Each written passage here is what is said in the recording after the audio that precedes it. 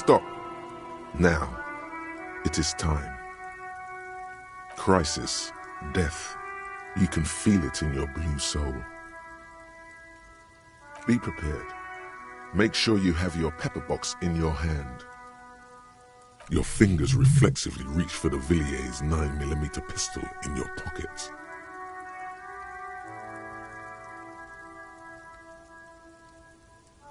It would be better if you didn't have to. It's not just your own life that will be at stake.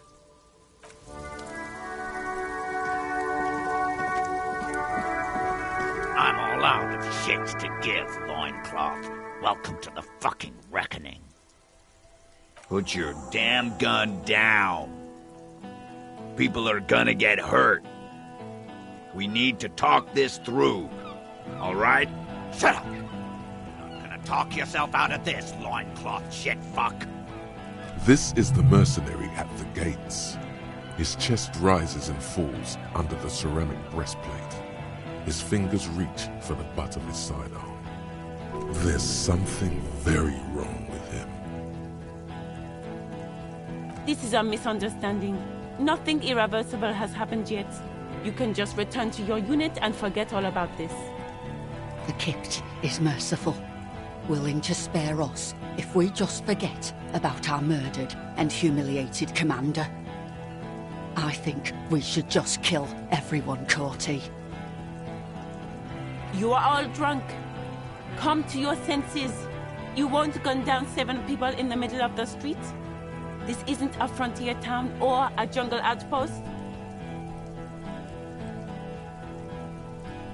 Easy, Lizzie. Let me handle it. I know guys like this. I'm sure we can come to a peaceful agreement. Ain't that right, fellas? He is facing overwhelmingly superior firepower, and he knows it. Peaceful. Nest in your abdominal cavity like a little wild mouse. The masked man's words are barely intelligible, but you can hear them. Fuck, there's a third one. How did we miss something like this? The lieutenant is genuinely worried for his life. You should consult him before getting in there. If this turns into a firefight, we should take him out first. A sound strategy. He's the leader. My plan is not to get killed, but we have to intervene.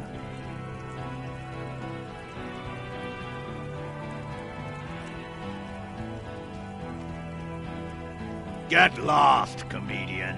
You cops had your chance. Now it's fucking time for some justice. I think he's calmed down a bit. No, he didn't. He's about to open fire.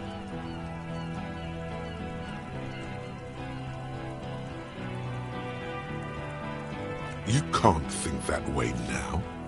This is serious. Pig fuck!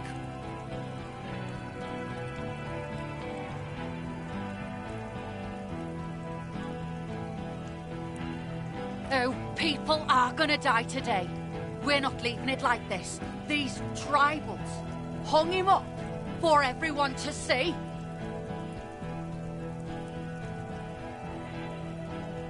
No one is going to kill anyone. Let's just put the guns down and talk like civilized human beings.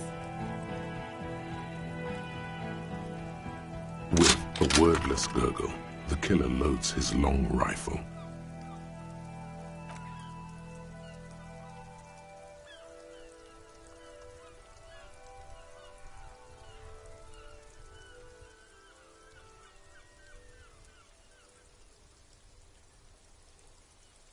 No, it's okay. Soften him up and trust the others to attack if it comes to that. Make him talk. Present an argument. Even if it comes to a fight, it's always a good idea to drag it out. Get under his skin. Peace. Always peace.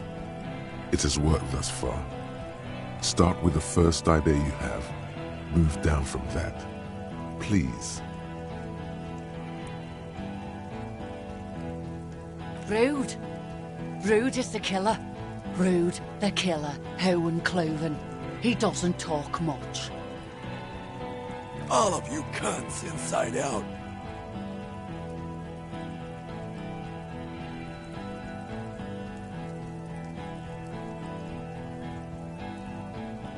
Rip you open. The gunner, the raddest, the killer. What do you think he does? There, on the rim of Owen Cloven's helmet, you count little stick figures. 19, 20, 21.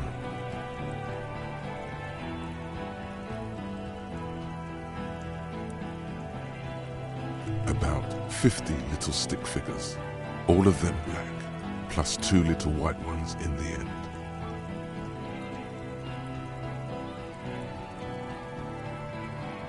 These men served in Seminai, the native islanders. The 2 little white figures in the end are from when they moved to Revachol. They're recent.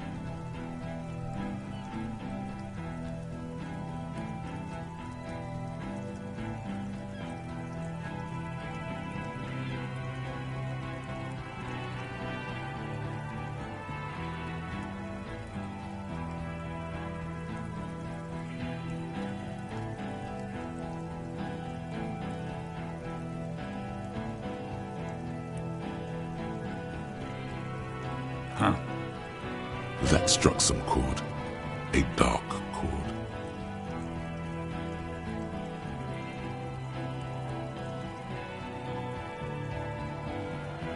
What are we waiting for? Let's blow that pig fucking mouth off his face. Lance Corporal, just fucking shut up and wait for your order.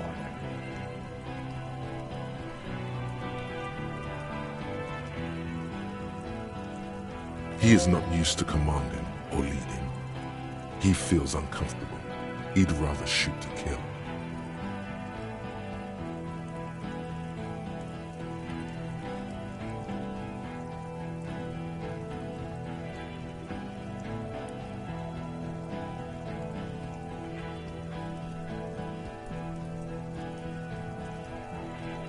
Yeah? Who did that?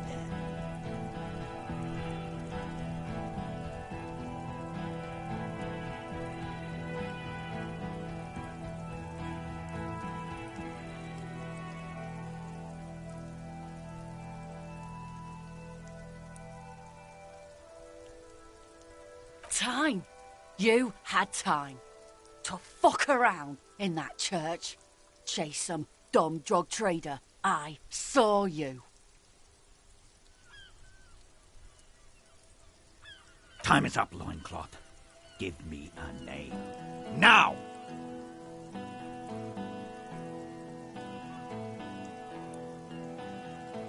How fucking convenient.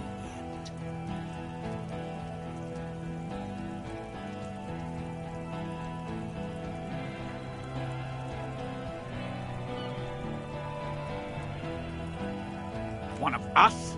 You saying we? What if I just shot one of your pals here right now? Huh? How about the kid? Go ahead. Tell me we fucking killed our own colonel one more time. Listen, please. This cop and this drumhead court marshal won't decide who... He's gonna do it. He's gonna shoot her.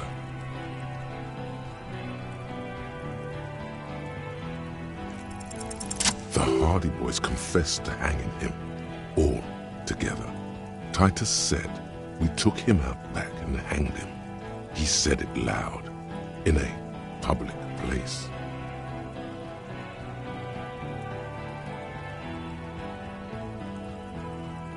You're lying. DePaul heard it. You heard wrong.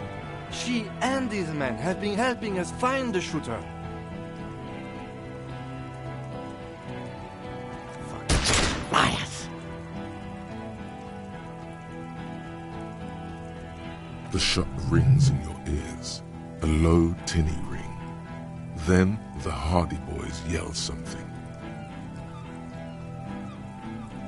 The young woman stands and looks behind her. The shot has flown over her head, crashing a small pane of the glass window behind her. I missed. I know what I heard, Corty. They said they killed him. They said it was a good way to end a Sunday night.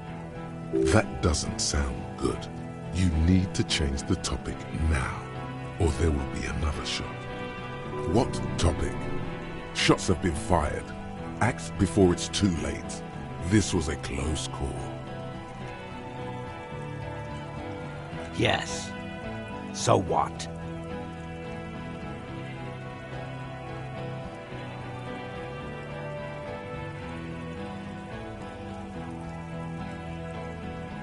Nah. I'm clear as day. Fucking government-ordained super soldier. Enough already! What is this? We didn't come here to fucking chat! Interrupt me again and I will execute you on the spot, Lance Corporal.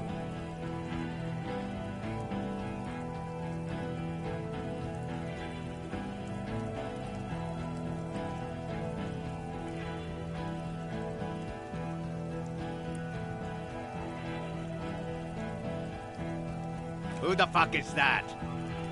Glacia, the woman upstairs, where is she? She left! What am I doing? My fucking establishment is under fire! You know how much windows cost? She left! Her room's cleaned out! Right before these assholes showed up! We should have arrested her. You can feel how upset he is with himself. Just for a second. Then the fear takes over and he's back in the moment. Hey, Bushman! Your little cunt isn't gonna help you out of this one!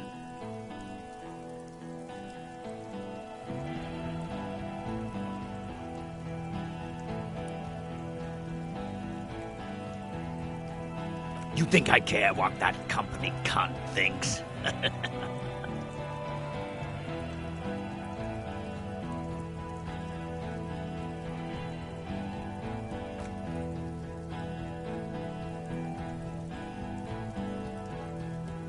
She's fucking gone! She fucking sailed off. You're alone. Stay cool! Don't do anything stupid! The company bitch is gone. Layla's cunt is gone. Layla's gone. Fuck are we still doing in this shithole? Guys, I just get in the way. I don't even have a gun! Hold your ground! Any more of you run, I'll shoot you myself. We're doing this together. They're afraid. All of them. Trembling reeds in the wind. They'll run, scatter soon. One by one.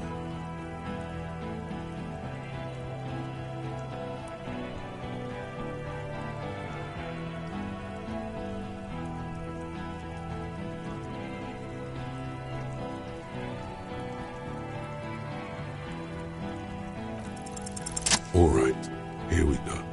This is an illegal tribunal. Krenner would never sanction this. Who's the commanding officer? Take your pick. You only have time for one argument. Choose wisely.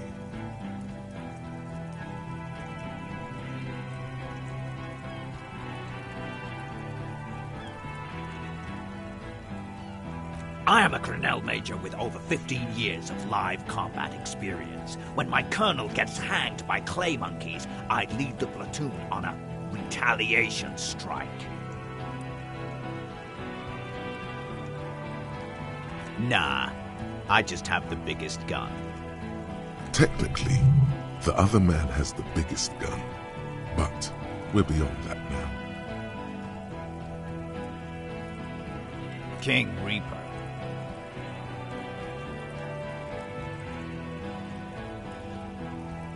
You're right. But you see, I want it to end in bloodshed. Okay, it's not much. But he's thinking about something else, and his hand is off the gun. This did something. Now fire. Fuck them up. Do it. The muscles on your back tense up. Of course, nothing bad will happen. Talk about his dead friend. He seems stable enough to take it.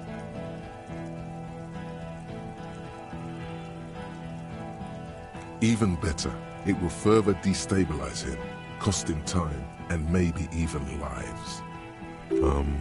This might be a very bad moment to come up with this, but he's courty, right?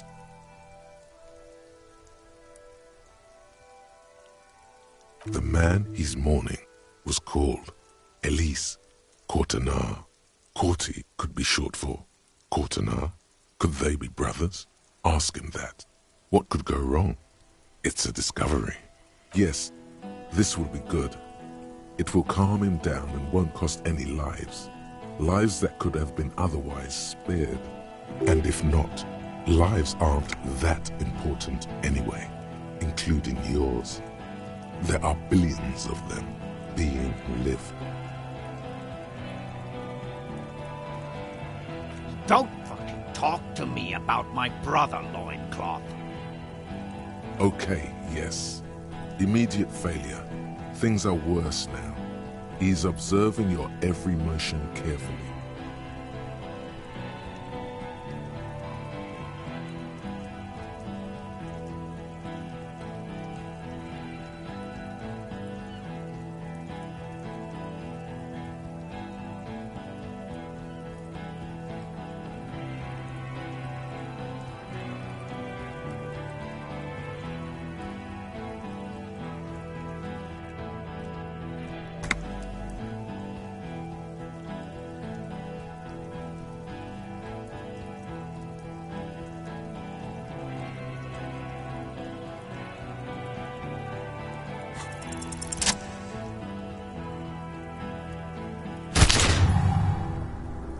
A plume of smoke and fire erupts from the gun, and your hand goes numb from the explosion.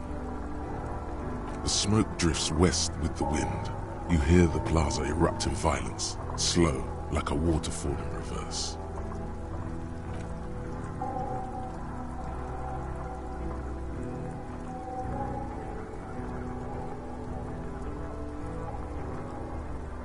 His lips, moving, swollen with fear, are trying to say, shoot him, but he can't.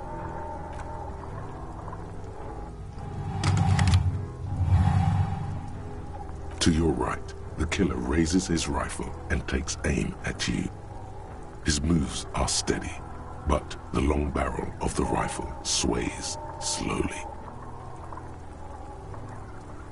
You stare down the barrel of the gun. You see Rude's mask behind it. His eyes in the slit of the helmet, like a camera lens, focusing on you. 0.6 seconds remain. There are 6 little black dots in the tip of the thick barrel, like a honeycomb. This is a knock cannon. It shoots 6 rounds in one pull of the trigger. Is there anything we could use to protect this frail body? That gun will tear us to pieces. A full suit of armor can't be too agile. You can shift direction faster than he can. From the corner of your eye, you see the lieutenant raise his pistol and aim it at Rude. He's trying to find a straight line of sight before the rifleman can take you out. In the background, the leader staggers.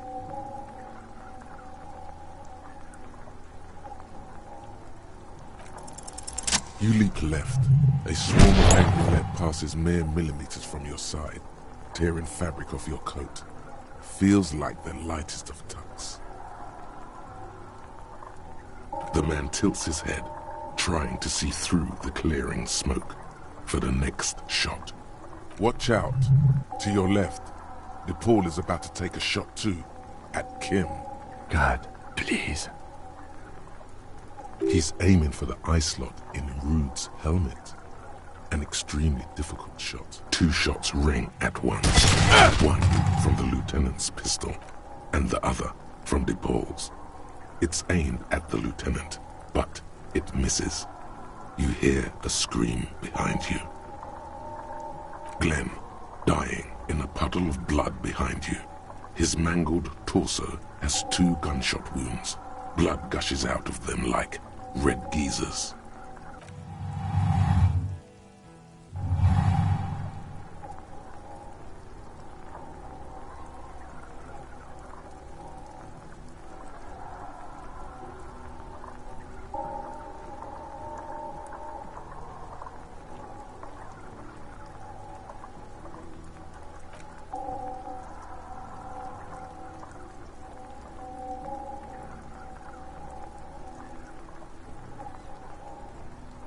Here it comes, death.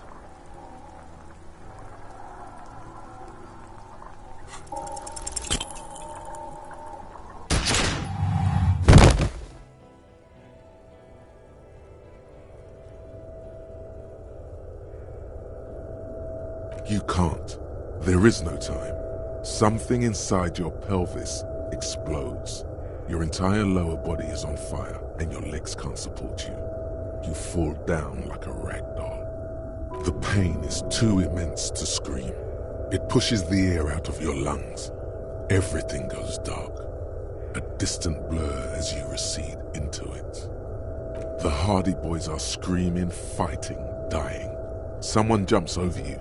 Nearby gunfire shatters glass. Stop! The cop! Protect the cop! He's down!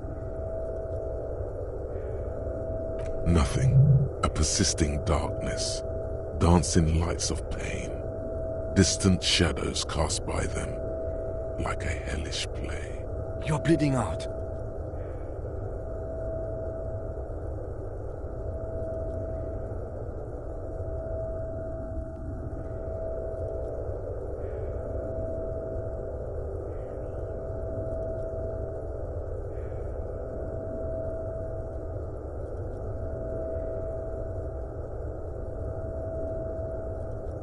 Stay with me.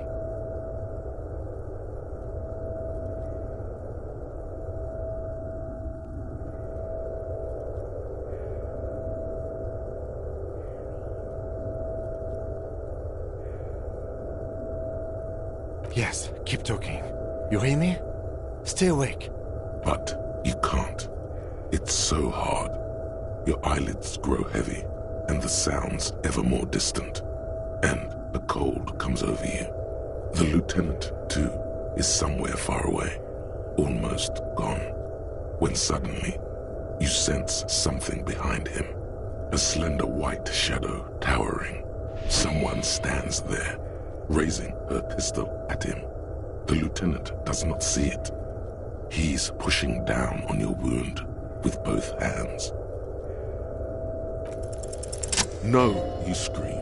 Behind you, from your bloody lips, your eyes are full of fear. There is no room for hesitation. The lieutenant turns around and fires, his body falling on yours in the course of the motion.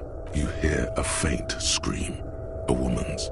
Then the sound disappears, like someone pressed stop on the tape. The woman is gone. So is Kim. Then the whole world. This is death. One more door, baby. One more door. The fight? There is no fight.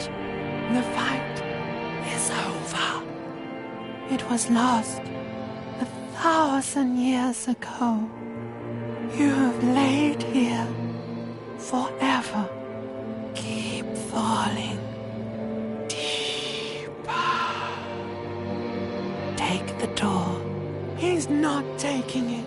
His body is not taking it. Oh God, no. He's not disintegrating. He's swelling up instead.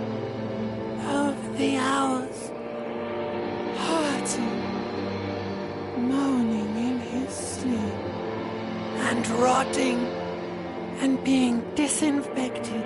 And smelling of drugs. And feeling saliva in his mouth.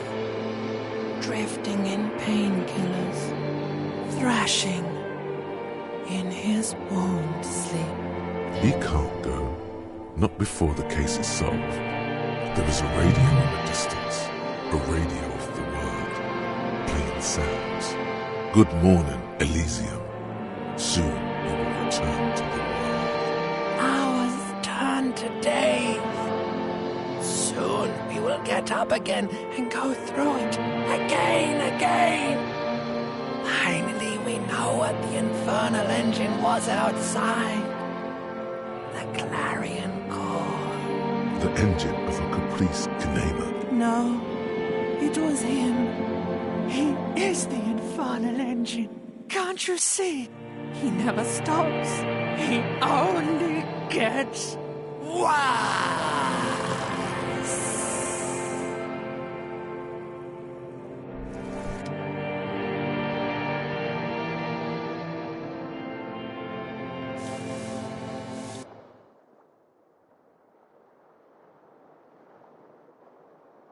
You see the lieutenant's familiar shape in the orange jacket.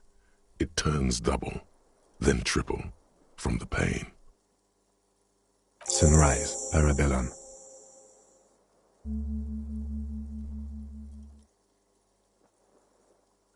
Mr. Gart cleaned it. It took him an entire day.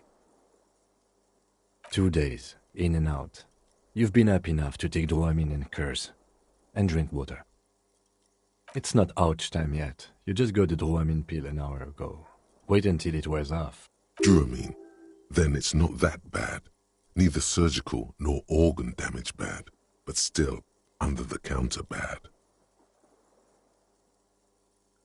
Sunrise, Parabellum. Sunrise, prepare for war. It's an old revolutionary saying. It served you well. The gates of the harbor are boarded up. The streets are a little more empty. Apocalyptic violence is yet to erupt, I am relieved to say. I think we may have held it off, for now. Barely. Yes, we have also completely failed, but that's okay. What happened? You shot the major in the face. A firefight ensued. Yes. As retaliation, the rifleman tried shooting you. He missed, or you dodged. Then I shot and wounded him, while Glenn took a bullet in the spine. It was meant for me. Glenn did not survive. This is not the first person to die in his place. He goes on. Titus, Fat Angus, and Theo charged. Angus and Theo did not make it. They both died before they made it to intensive care. Titus survives. So do Alain and the musician. I forget his name. Yes, he's still alive too. You were bleeding out by then. I think you said something about your wife, and you warned me. I was able to disarm one of them, the Pole, before she got a jump on me. I killed her. And that's what happened.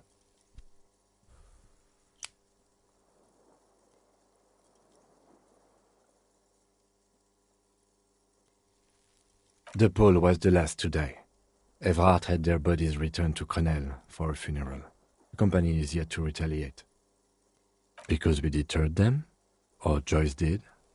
Maybe the harbor in full lockdown is too costly a target. Or maybe they are simply taking their time and will attack soon. I don't know. This is the one. 3. Glenn, Theo, Angus. The fat one, he took a lot of bullets. And Theo, he was just too old for combat. All.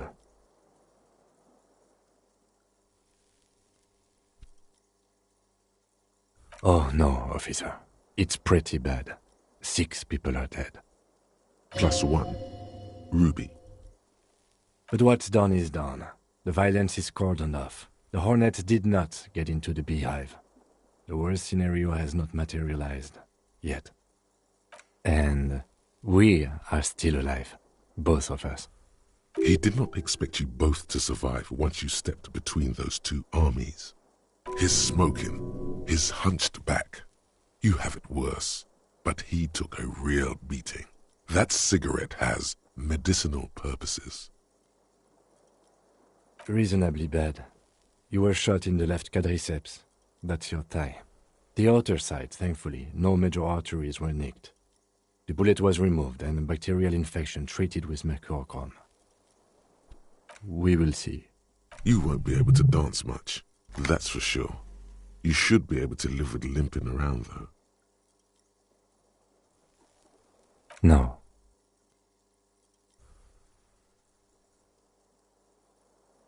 I called your station after the fight. The injury was logged in. They told me they've sent officers to join you on the site. I'm sure they're worried about you.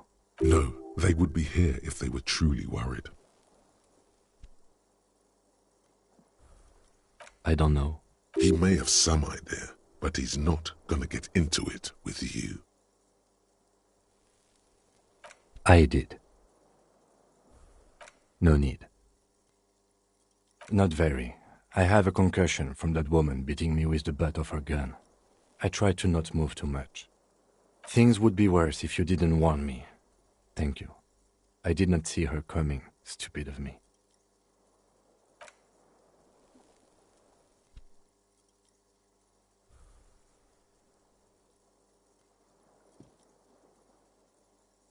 Easy now. Your balance is way off. You feel like you're about to fall over on that thing. How are you?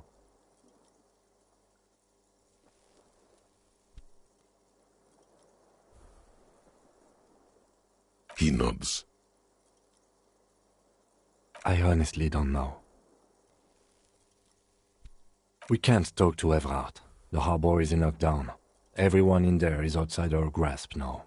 Joyce has left too, thanks to our meddling. I don't know what to think. It might not have been a bad idea. There is a pin somewhere in the machine. Something is keeping Connell from sending in a death squad. Maybe it's her. Maybe she kept her hand. Either way, Ruby's gone, and Claudia too. We really should have arrested her, you know?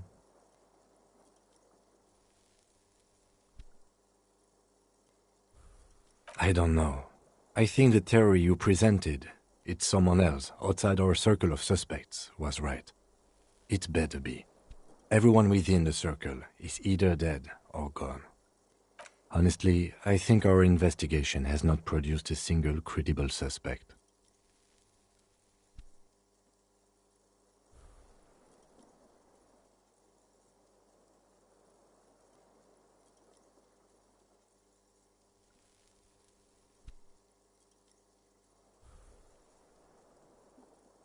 Don't be narcissistic. Half the cops in Revachol West are his peonies. Even if you are, it is not a decisive factor in this case. That does make some sense. What?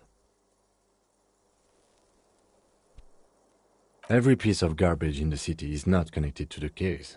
You don't have to keep everything. He's wrong.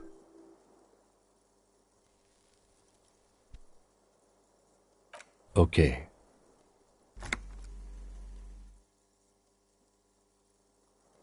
I don't know. That's been there for years.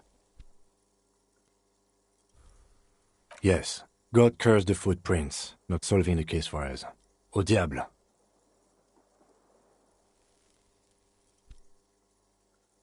We could find thousands more if we wanted. All of Revachol is full of them. He arches his brow. The ceiling fan patiently spins overhead.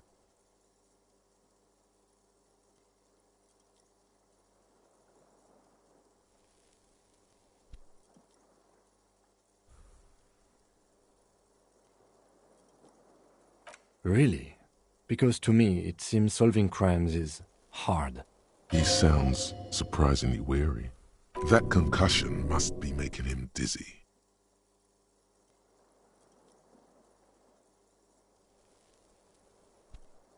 No. Are you ready to limp? Good. Where do you want to limp to? Ballistics. In Claudia's room.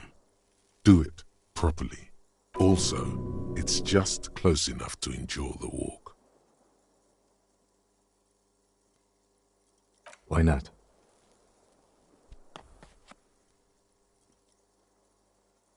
Another look at the window, perhaps? The one he was shot through. I don't know. I can't think of anything better.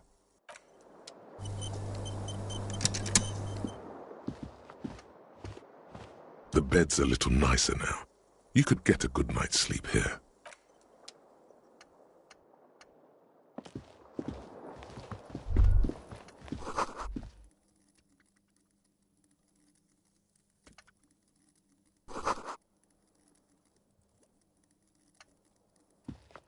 The bathroom mirror has been wiped completely clean. You see the reflection of yourself in the mirror, the expression fixed to your clean-shaven face. You're still not accustomed to it.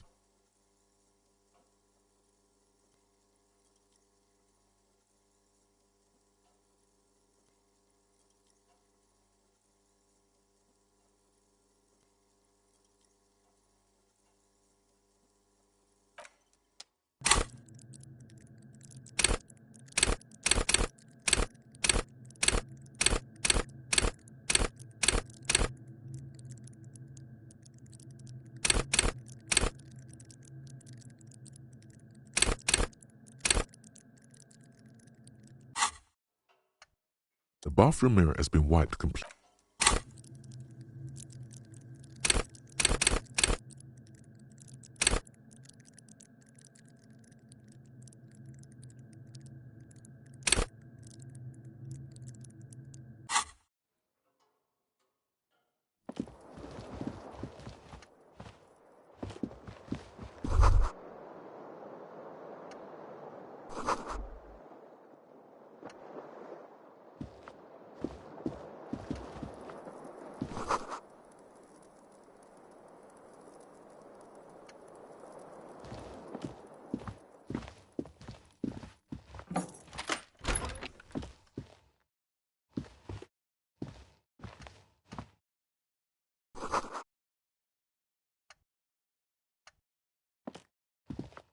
These papers bear the stamp of the RCM.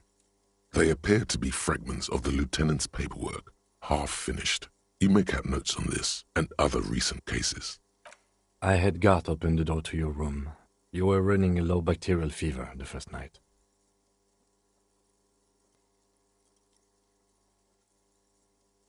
It would have been easy were it not for my concussion. We both got lucky, considering the odds we faced. Let's go?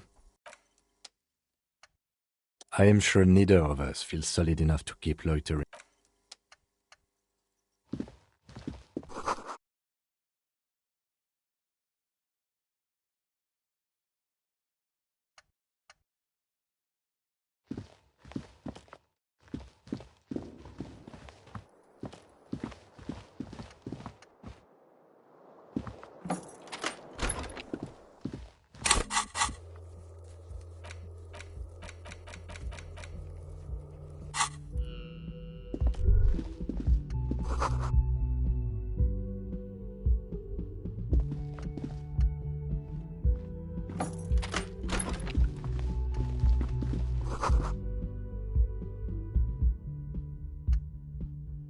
Next to the stack of bills, you see a note, a few lines jotted down in large, uneven handwriting, just as the writer was about to rush out the door.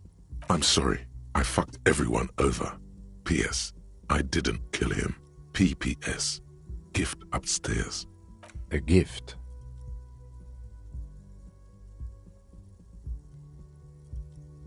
I am not drawing my gun, yet, but I don't like gifts.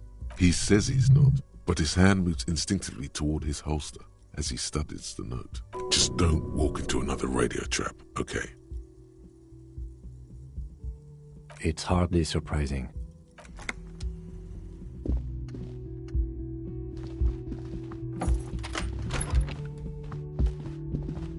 The medicine cabinet, pity.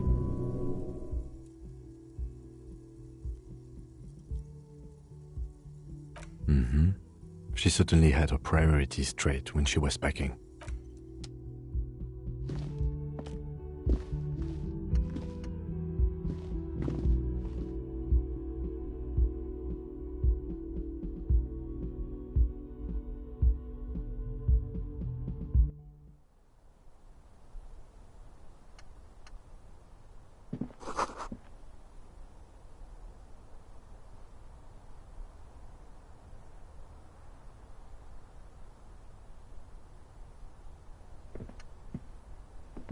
This window is pristine, at least on the inside. A red thread has been taped to the glass using adhesive tape. It trembles ever so slightly in the cold wind. This is ballistics. She's left a trajectory for us.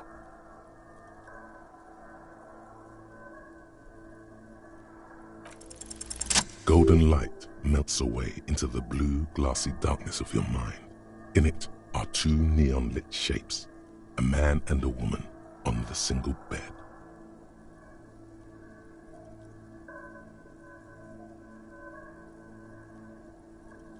Like the witness said, the man is kneeling, the woman is on her back. It's the night of March 4th and a shot has just been fired. The man looks directly at the woman. The shot's possible directions converge in his mouth, a ray cast from somewhere outside, entering his brain. The red thread bisecting the room shows the trajectory of the bullets. From the roof outside, location A prime, the glass fractures around the bullet hole, shards face inwards like a corona behind the woman's back. Maybe if you extrapolate all possible points of origin first, the thread will make sense. The man does not know the bullet has entered his brain. He never will. Death comes faster than the realization. Ruby ruled this out vehemently. The shot would have been heard from downstairs, where no one heard it. The likelihood of A prime has fallen drastically. You may be looking for a sniper. The shot had to come from a greater distance, beyond A prime. Should we extrapolate to include every possible point of origin in Martinez?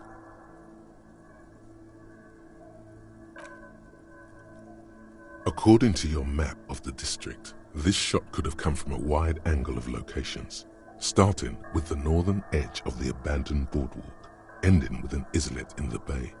Let's call them B prime. B prime for boardwalk, B double prime for Land's End, and B triple prime for the islet detective. There may be smaller points in between, but those are too fine to zoom in on. 700 meters away, the likeliest of these B positions, 20% chance.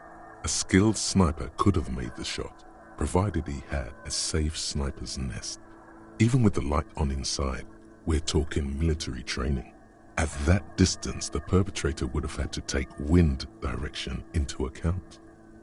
This would explain why no one heard the gunshot. The bullet came from far away. 1.2 kilometers away, the least likely of these positions. Let's say 3%. A truly skilled sniper could have done it, possibly from a tent. No, too far-fetched.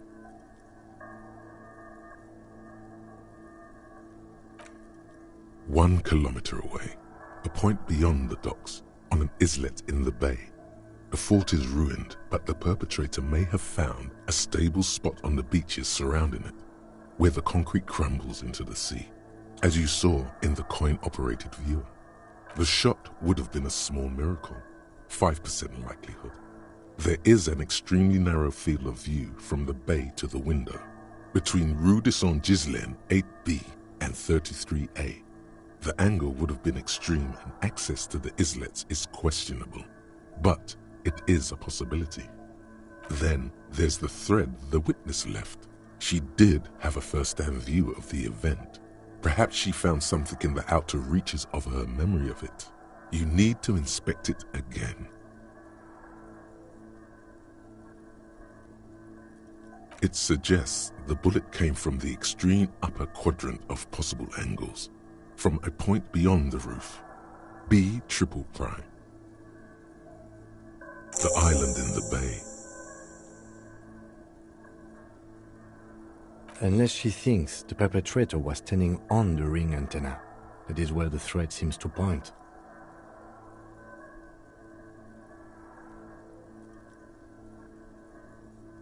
I remember. She was there that night. She would have known precisely where the bullet hole was in the glass. She had a long time to think about it after, standing on that roof, staring at the glass. It also looks like there may be more to her skill set than we know. The question is, should we trust her? I find that hard to believe, but at this point, what difference does it make? So it is. For a second he seems tired. I just haven't gotten a lot of sleep these past few days. He doesn't really believe this will yield anything. The wind blows in from the open window. The lieutenant sighs, looking into the cold distance across the water. The lead is flimsy. You might as well go around Martinez looking under every rock and talking to every person. But what else is there?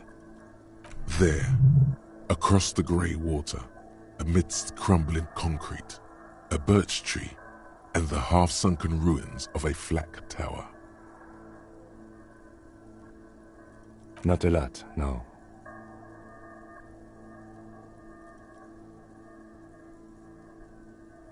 Could be the makings of a sniper's nest. Why not? Military fortifications are made for that kind of thing. Okay, let's go to the fucking island. How do we get there? Joyce Messier had her sloop, but she's gone. Ah, yes, of course. The village. Let's go.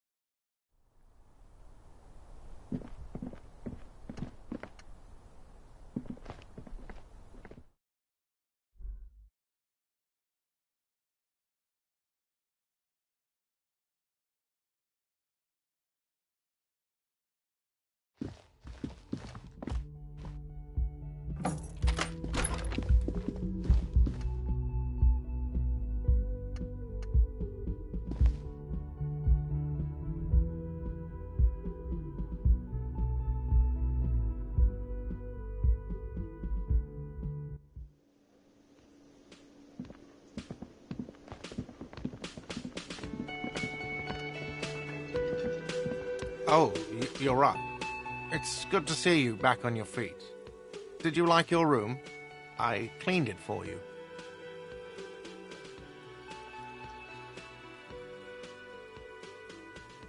You're welcome. I thought it would be nice for you to wake up in a clean place after you, let's be fair, defended this establishment and its clientele from gunfire. I give credit where credit is due, and that, sir, was a nice shot. I was watching until you hit him. Crawled inside then. Bullets started flying. Anyway. He really wants you to realize that he was also on the balcony looking by. In the danger zone, so to say. I wish you a quick recovery. Also, you and your partner are staying here free now. This establishment supports cops. The stay is free, but the drinks are not. It just felt I needed to specify that. Oh, you know, people don't tend to stick around after shootouts. Turns out they're not good for business. I don't remember everyone who comes here, and many people wear sunglasses inside lately. Must be a fad.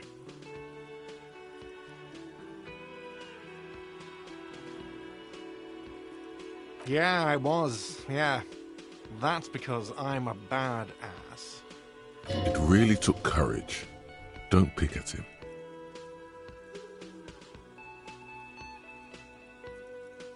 Yeah, well, fuck you too then. You have any more questions or stylistic pronunciation advice? He's not too offended. The experience has changed something in him. No problem. They'll come back. They always do.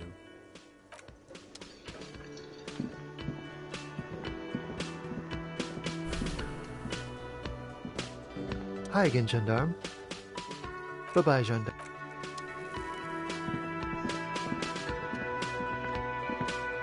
Seeing you approach, the bruised man raises his spear in welcome. Crazy motherfucker. Didn't think you had that fury in you. But I guess I've misjudged a lot of people lately.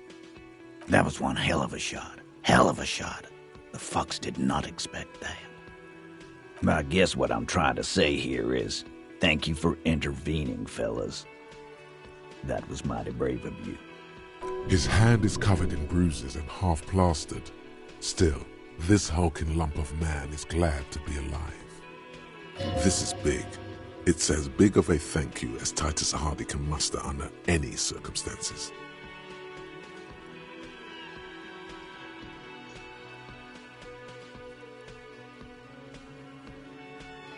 Well, cheers anyway, Copper. Theo was old. I think he'd be pretty happy with the way he went. Never could imagine him withering away on a sickbed. But Angus... he was just a stupid kid. Didn't realize the mess he'd gotten into. Trusted me. Still, the balls on that kid. Went down fighting for someone else's shit like a fat, angry bear. Here it comes. The last one is the worst one. He only deals with it by drinking copious amounts of 8% beer. An honest tactic, and effective. And Glenn was my friend. Best I've ever had. I love that crazy homo like my own brother. We're all fucked without him. But what do? This job is shit. Dennis, you saw him run. He's a mean little shit and I never trusted him. He'd better run real fast now.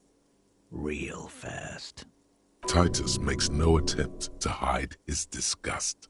Grief-stricken anger boils in him.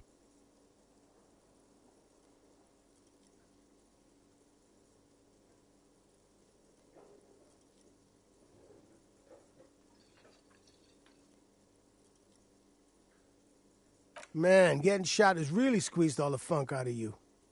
Mark my words. One day we'll look back at this day and remember their courage, not their deaths. Right. But today ain't that day yet, is it? First, we're gonna find Dennis. I'm going to find Dennis. I'm going to find him, and then I'm going to kill him.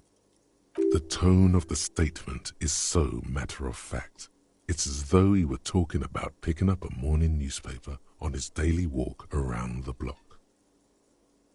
We're hunting that rat down. Let it be known what happens to cowards. And then, I guess I'll take a closer look at our union members. There's bound to be some ambitious fellows there who'd love nothing more than advancing social democracy by busting some heads. Might even ask Tibbs if he's tired of replacing windows and maybe wants to have some fun with his brother. Anyway, don't you worry. As long as Titus Hardy's standing, there will be Hardy boys. He's right. The numbers are replaceable. In an organization of thousands of men, there are plenty who'd join. Don't know? Don't care. I'll be glad if I never see that fucking woman again. Even after all that hell, he's still bitter about her? Nope. He did. He shrugs and tries to look uninterested. Judging by the sight of you, I'd suggest crawling into bed with a bottle of whiskey in one hand and a big tit in the other. Yeah, go pay Monica visiting Janrock. She's got a knack for making men forget about their worries. Biggest pair of milkers in all Rebacho. Hell, you both look like you could use some feminine company right now. Thank you for your advice, Eugene, and you too, Alain. I do always appreciate a good use of the expression milkers. You're welcome, Bina Claude. You're all right in my book.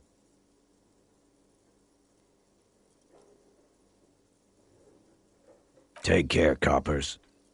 You two look after yourselves now. Death passed on you today, but men don't get that lucky twice. Copo loco. And normal cop, I guess. Good luck in Shamrock. Scars made the best tattoos, they say. Thanks for getting involved, guys. Not a lot of cops would step into that line of fire, but you did. And if you ever feel like the uniform is holding you back, I've got a few vacancies. You'd make one hardy boy, copper.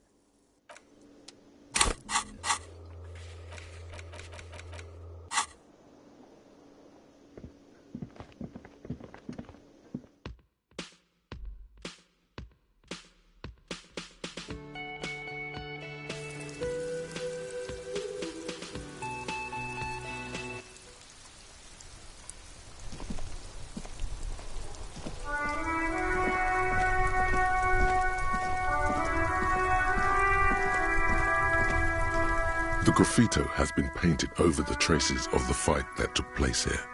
It smells of blood and heavy fuel oil. This was Cindy the Skull.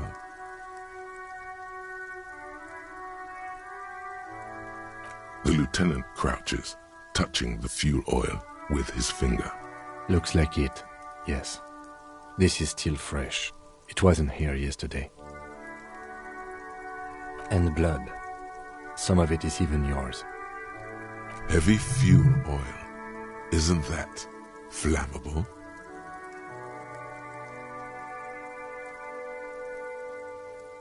You could buy some smokes, light up a ciggy and throw it in there. You know, just to see what happens. See if it's flammable. It's better that way. Safer.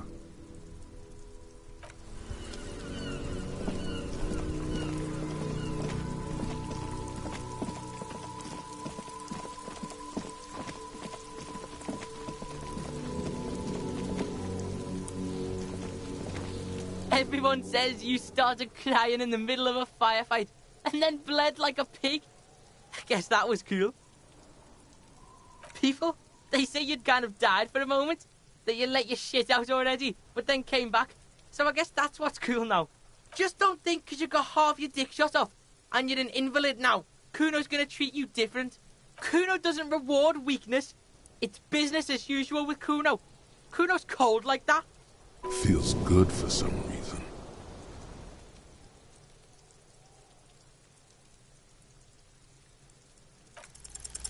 It's not Kuno. It's Kuno S.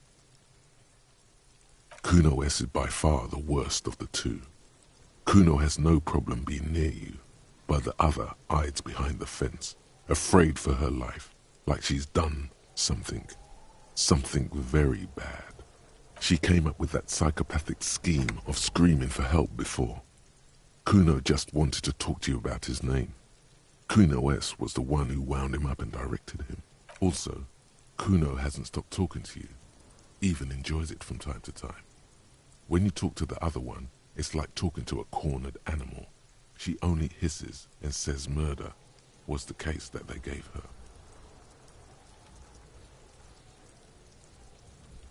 All in all, Kuno respects madness. You cannot hope to outdo her on that front. You must win yourself a few minutes with him alone.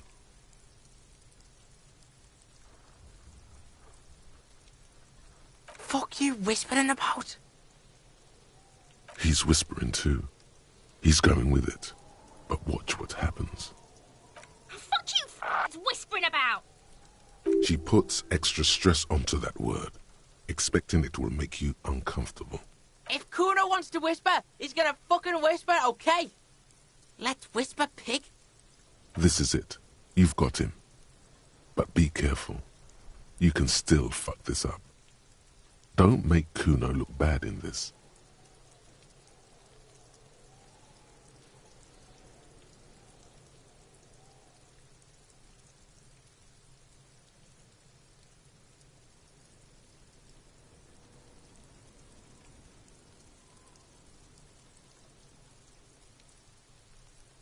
Crazy?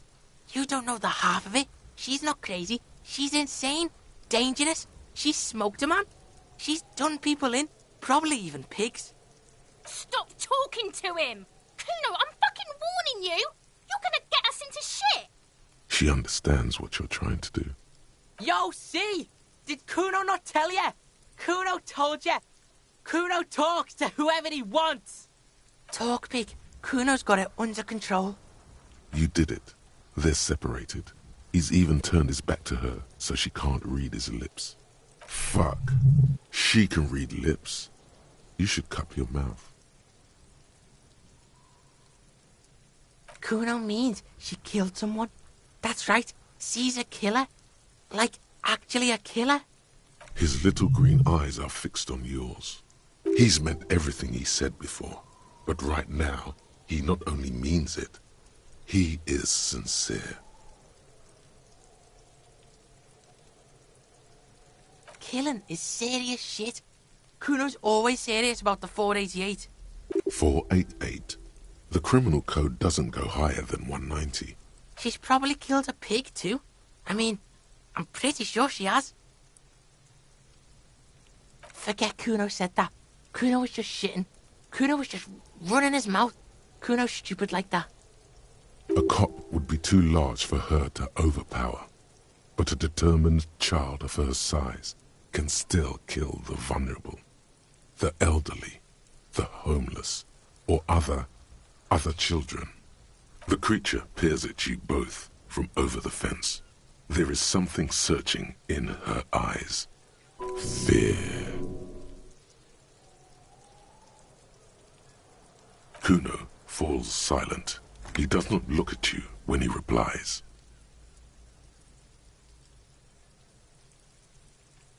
Kuno, that's it. That's what Kuno is starting to think, yeah? Don't move your head. Just from the corner of your eye, look at her. Though her friend spoke too low for her to hear, Kuno S. is not smiling anymore. Kuno wasn't around, and C was with Kuno. Told you this already. Look, Kuno's gonna put you at ease. We didn't do it. He speaks the truth, my liege. Yeah, she's psycho. None of that kiddie psycho, cat burning shit. She does the real deal. Snuff radio shit. Believe me, pig, you don't want to know. And he doesn't even want to think about it. This isn't just another boast. Fuck knows. She says it's the song of her people or some shit. Crazy people. The fucking Nakis. I don't know. Sounds boreal, like something from the tundra and tiger-covered Cutler, Isola. Far, far away from here. As far as possible, really. You mean evil little red-haired people like her? Yes, they do. The Suruese have that ginger gene. Suruese? Like that man from Helmdall shit? She could be. She could be that Helmdall shit. Revelshot does have a small Suruese community. Or she climbed into a yakberry crate and was shipped over accidentally. Fuck no, she's not my sister. She's just a stray who got in, like a mad dog or some shit. Yeah, she was just there. What was that, Kuno? She was in the hallway, dripping wet, by the fucking shoe rack, in the dark. Yeah, that's the place. She was just balled up near the closet, psycho style. Kuno's got no fucking idea. Her hair was all wet. I think she pissed on the floor too. She was there for 3 days, in the corner, every time Kuno went out. I don't know. Someone left the door open. Kuno comes home and she's sleeping under the desk, under a pile of clothes, like a dog. Kuno's dad doesn't give a shit. Doesn't even see her there, or thinks it's fucking Kuno. Shit's all on Kuno. Kuno-esque, two of a kind. 'Cause she fucking looks like Kuno. No one knows her name. Kuno told you this shit was Psycho Killer. How's Kuno dealing? Kuno's dealing just fine. He doesn't need you fucking with any of it. C doesn't either. Kuno's got this shit under control.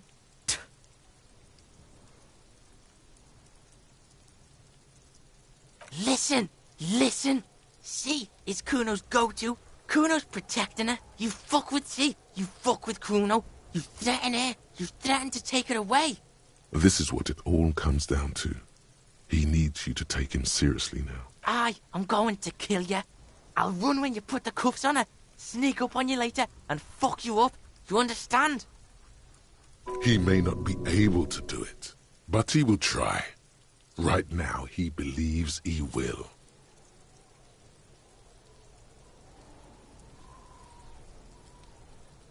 All right, now we can do business. Yeah? What do you want? Kuno can hook you up with... Don't hook him up with shit, Kuno. See? Relax. He respects the Kuno. Kuno made him respect the Kuno. You respect the Kuno, you get all kinds of shit. Kuno's gonna get you hooked on illegal narcotics if you run a little errand for the Kuno. Get you hooked, pig. Get his hook in you. Then Kuno gonna get you hooking for more. Cash in big style. Pig hooker. That's right. Kuno's a candy store for pigs now. Get ready to be rewarded.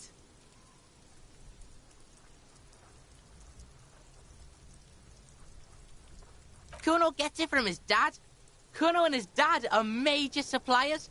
That's where Kuno gets his lightning on. Problem is, Kuno and his dad had a little falling out. Now junkies clawing at Kuno's door. Streets going mad. Kuno's got to throw his dirty popo man at it. Dirty popo man is you. In there is Kuno's violent dad on steroids. Kuno's dad does steroids and speed. If you can take him, you can have half of the speed. Kuno's dad is a fucking monster. He's the most violent man in Revachol. He doesn't give a shit about a single thing. He drinks too. Are you sure you can take on the most violent man in Revachol?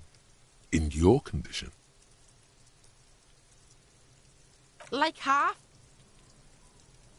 A baggie, but like in this vial. That's half a gram, sir. Yeah, half a G. Want it or not?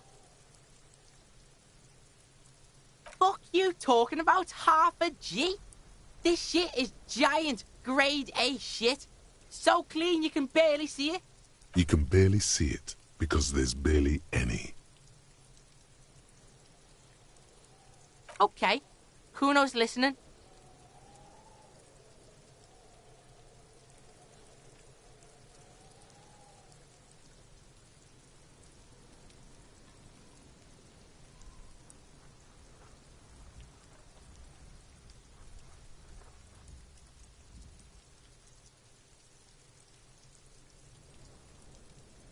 Sure, whatever. If you survive, make sure to bring that shit back to Kuno. Kuno's almost out. You wouldn't like the Kuno when he's out. Just get in the apartment building. Kuno knows you already fucked your way in. Kuno knows everything. Go to room 12, first floor, and kick down the door. Police violence style. Kuno style. And then it's action time. You're locked in the room with violent fuckheads. That's it. Next time Kuno sees you, you better have his shit. What the hell are you signing us up for here?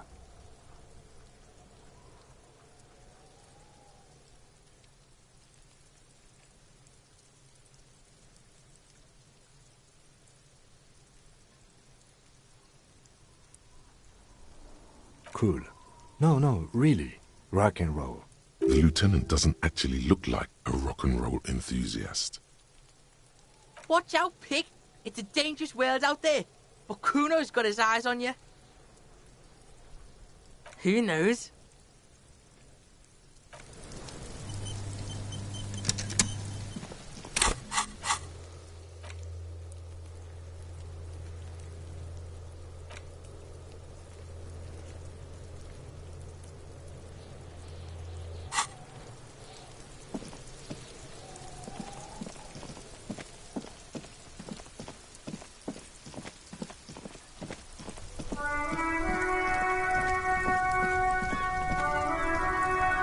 Inside, you see a set of steering levers, a radio microphone, a pull-out. This is Precinct 57. How may I assist you?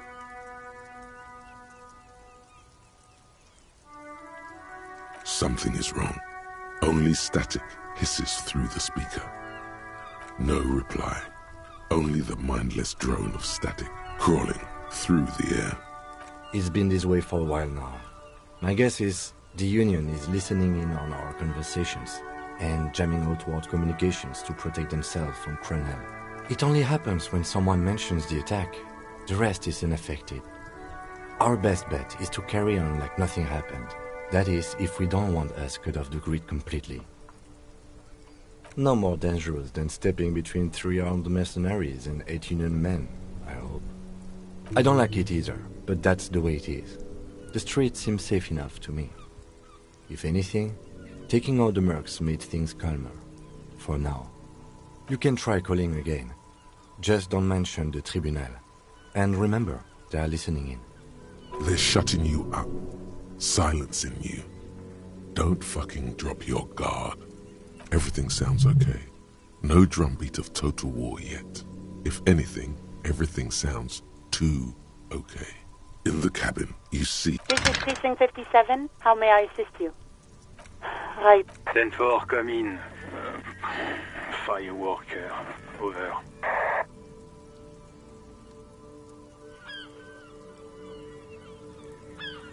Then for sir, roger that, and very glad to hear it. I will make relevant changes to the report.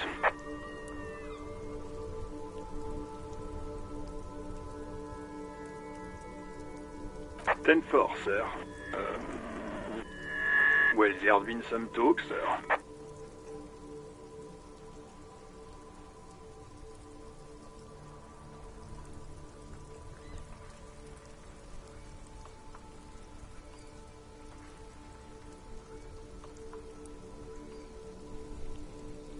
I only meant that there have been some talk in the station, that's all.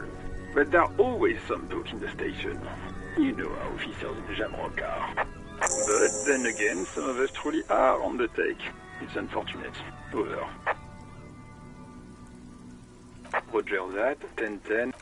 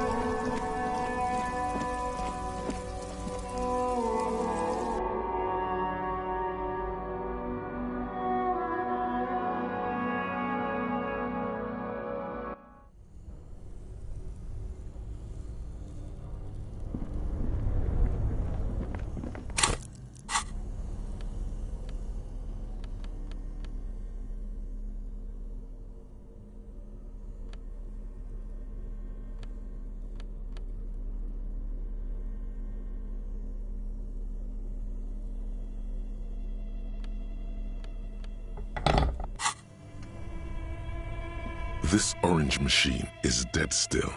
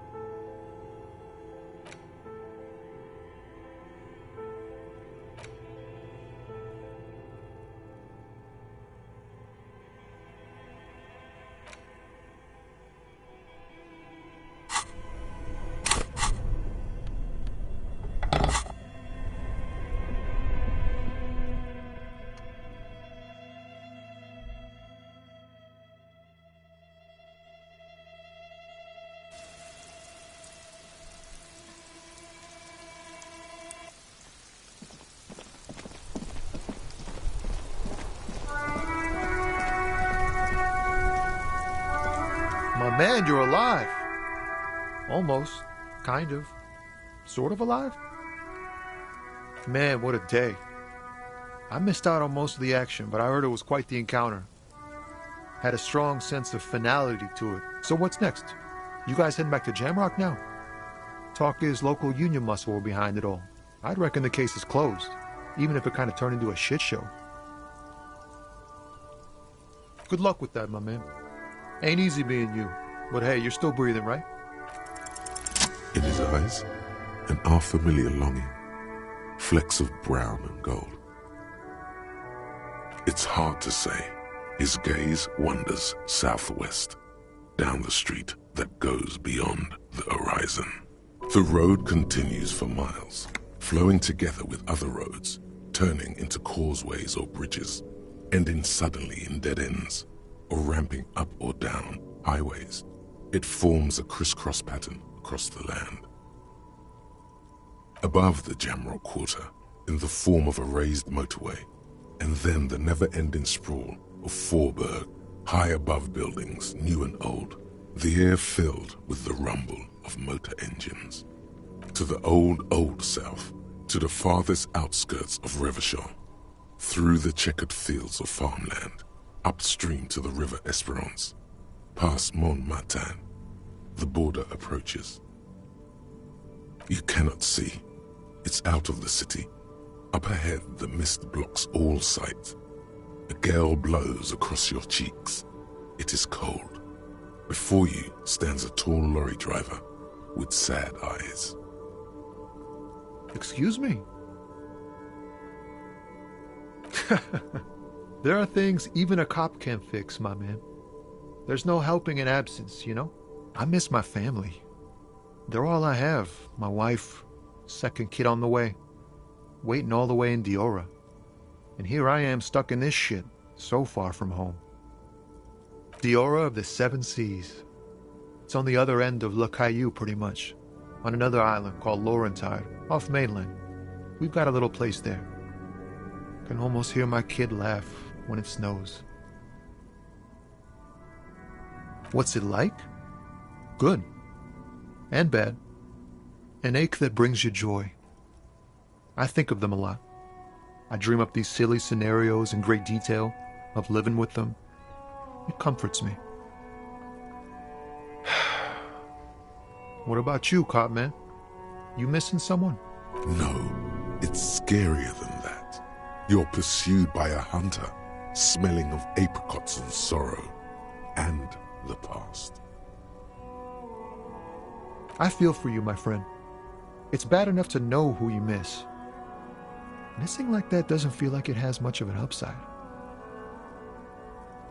But, thanks for this. It's nice to talk to someone, and I know it wasn't easy to ask.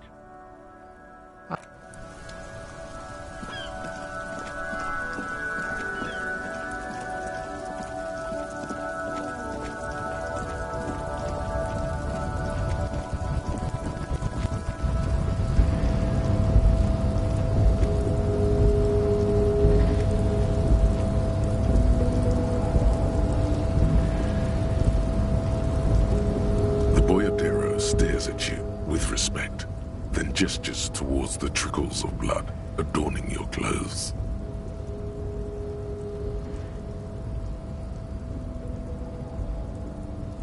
Yet you live.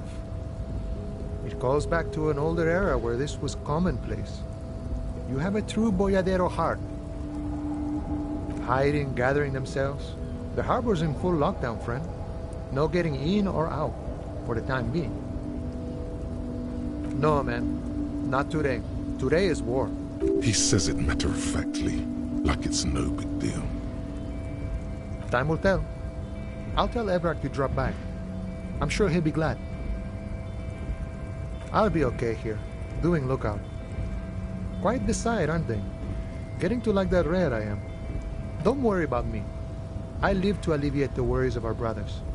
See if any insane killers turn up. Then I'll run. And live. I'm sure I'll be luckier than you, friend.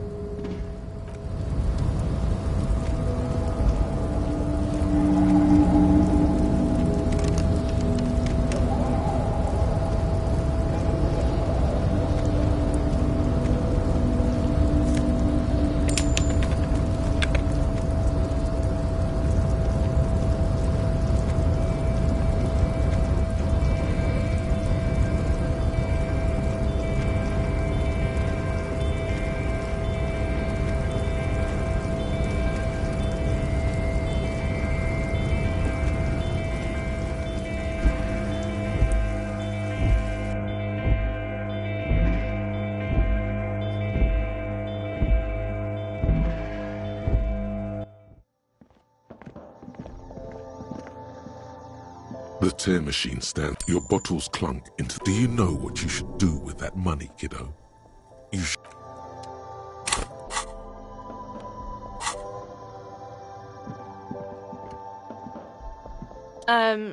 Is this about the questions? A small cabinet on the wall is filled with various medicine bottles. A colourful display of Again, I'm obliged to inform you that both alcohol and cigarettes damage your health. Here you go, mister.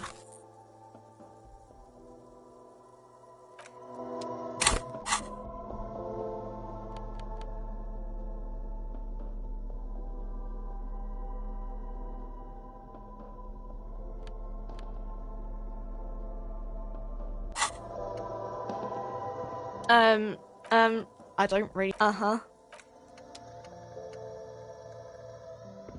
A colourful... Again, I'm obliged to inform you that both alcohol and cigarettes damage your health. Here you go, mister.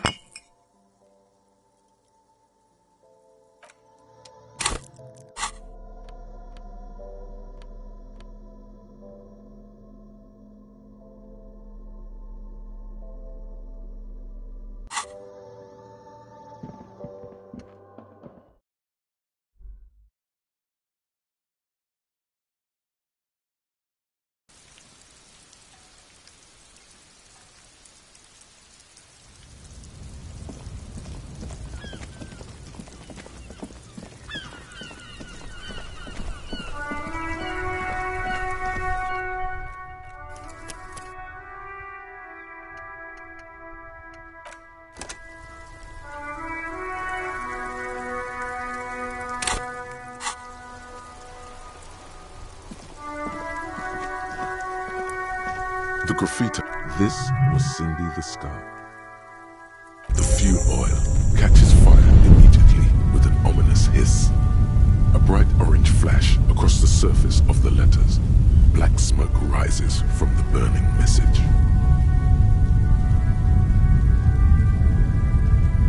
The lieutenant has taken a small step back.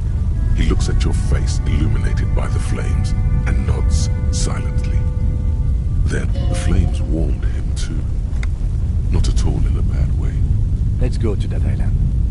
Slowly, the flames subside, the fuel burning out. The air still smells of mazout and springtime.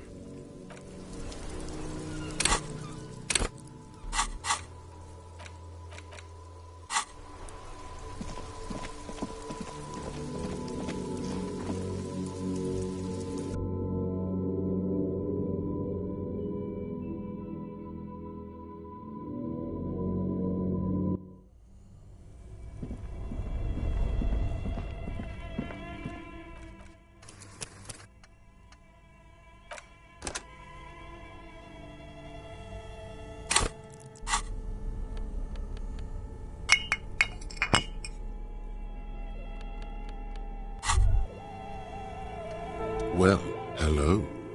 Someone seems to have found himself a bottle of alcohol. Light reflects off the green glass of the Commodore red. The gods have been generous. Wow, the gods of mass production have made this alcohol container laughably easy to open. A child could have done it. There's a satisfying pop as the cork jumps out, and the hair on your back rises like an army at attention. You've been here with nothing. Some mental stuff. Nothing to be worried about. A golden sun melts down your throat. Its rays filling your nostrils with sunshine. Your stomach melts from it into a happy, gooey mess. So does your mind. In the bottom right corner of the screen, there's an alcohol button. Alcohol gives +1 to physique skills. From the void we came.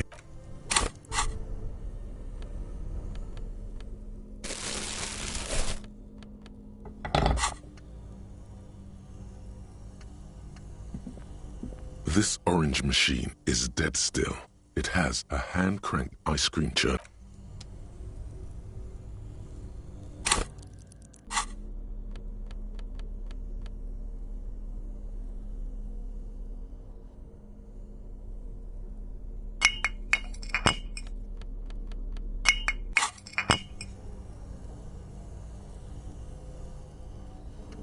This orange machine is dead.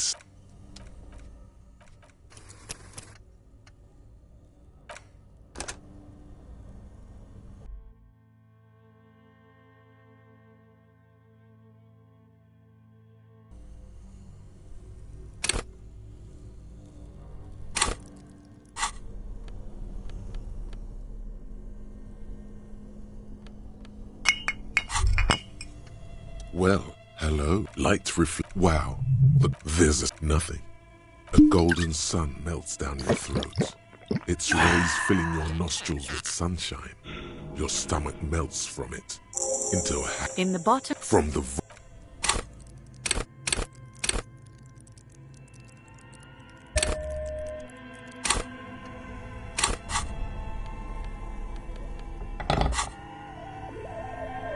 This orange machine is dead still. It has ice groans and howls under the strain of your giant Kvalsund multi-tool until the lid cracks open. Darkness lies inside, but you can faintly make out an object, intricate and foreign, left there for a sub-zero beauty sleep, a filament memory with the words "off-site copy" written on its side. Disappointment washes over you as you stare into the almost empty ice cream maker. A scoop of ice cream would have been nice, yes. You gently lift the cube from its frosty bedding, careful not to damage it. We should take it back to Miss Lukanen killed as soon as possible. I'm not sure how well unused filaments tolerate room temperatures. Yes, but aren't you curious to know what's on the precious filament? There's a radio computer upstairs.